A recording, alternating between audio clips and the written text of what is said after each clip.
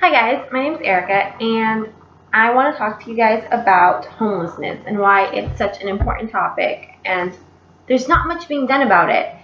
I've been doing my service learning at Operation Hope, and this is something that isn't new in our society. It's been around since the 17th century, and we see it in the New England towns and their Elizabethan poor laws, where basically if you weren't part of their established towns, they weren't responsible for you.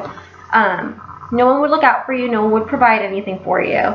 If you were a newcomer, you were shunned, you were asked, to leave, you weren't their responsibility.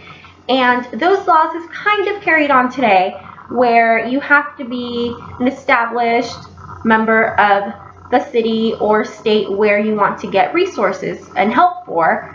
And that's hard to do when you're homeless and you've been, traveling, trying to find a place to live and haven't established roots anywhere. Just some facts about homelessness and homeless families in general. So according to the National Alliance to End Homelessness, in January of 2015, 564,708 people were homeless in the United States on any given night. Of those, 206,286 were people in families, which included children, and their parents. And that is a huge number. I mean, just in California alone, we are responsible for 12% of the unaccompanied children and unaccompanied youth, which means that they don't have a parent or a guardian looking out for them. In the U.S., that is 5,974 unaccompanied children under the age of 18. 38,931 unaccompanied youth, which means they're between the ages of 18 and 24. These are really young people who don't have a place to live, don't have, a roof over their head, someone looking out for them, and are on the streets, which means that they are starting their own cycle of homelessness.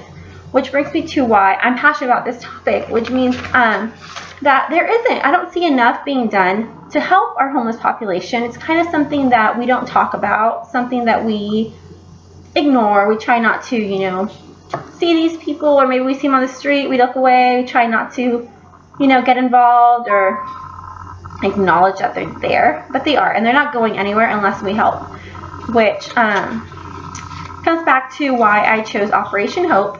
They are a homeless shelter here in Vista, where I live. They are for homeless families and single women.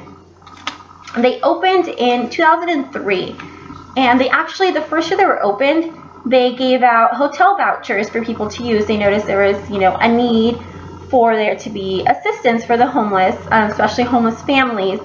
And so they opened up, a temporary location. They didn't actually have rooms or beds, so they offered the vouchers. The following year, they rented out a small location where they're able to basically provide a huge dorm room for these individuals to be able to sleep.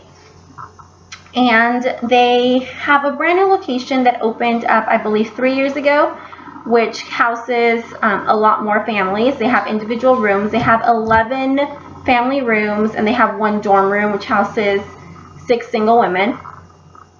And they have always been a temporary or seasonal shelter for the winter months.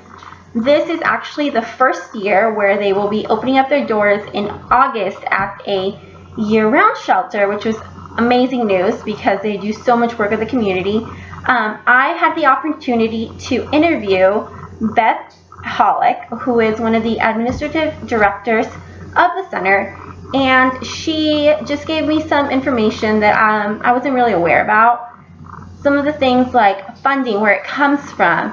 Operation Hope basically runs on donations from individuals, a lot of the community, the churches around the area, and philanthropists.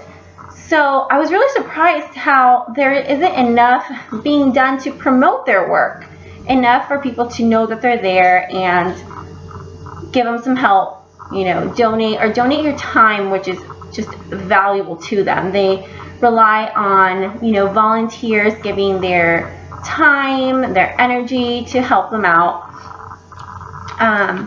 I will be implementing my goal to leave this world a better place by, keep helping others whenever I can. Keep volunteering, not just now that my service learning is over, to stop, but continue giving my time, helping people in need. I'm not big on giving people money when they ask for it, but if someone's asking me for, $1 for a meal, I will go and buy them a meal instead of, just brushing it off as, oh no, don't have anything. You never know. One little action can just make a world of difference for somebody in need. All right, guys. Well, thank you, and reach out, volunteer, make a difference. Thank you.